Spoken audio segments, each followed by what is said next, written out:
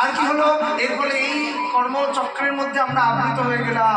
পুনরপি জননম, পুনরপি মরণম, পুনরপি মাতৃ জঠরে শয়নম। সেই মায়ের জঠরে আবার না, নরোত্তম ঠাকুর তার গ্রন্থে বলছেন এই মুক্তি, এটাকেও বলছেন কৈতব প্রধান। ওই কর্মচক্রের বন্ধন থেকে আমরা মুক্তি হয়ে যাও, ভগবানের সঙ্গে মিলে দিয়ে দাও। ধর্ম, অর্থ, কাম, মোক্ষ, এই চারটে জিনিস তো, এইগুলোর মধ্যে মোক্ষটাকে নরোত্তম ঠাকুর বলছেন এটা হচ্ছে কৈতব প্রধান। কেউ অর্থ চাইছে, টাকা চাইছে, হ্যাঁ, এগুলো সব ধর্ম, অর্থ, কাম, মোক্ষ, এই চারটের মধ্যে মোক্ষটাকে সবচেয়ে বেশি কৈতব প্রধান। কেন?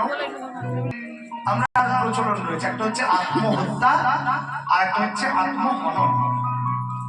আত্মহত্যা কাকে বলে? আত্মহত্যা কাকে বলে? হ্যাঁ,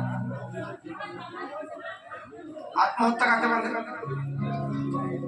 আর ওই ছাদ থেকে পড়ে ধমাশা, গলায় দড়ি দিয়ে নদীতে ঝাঁপ মেরে টেনে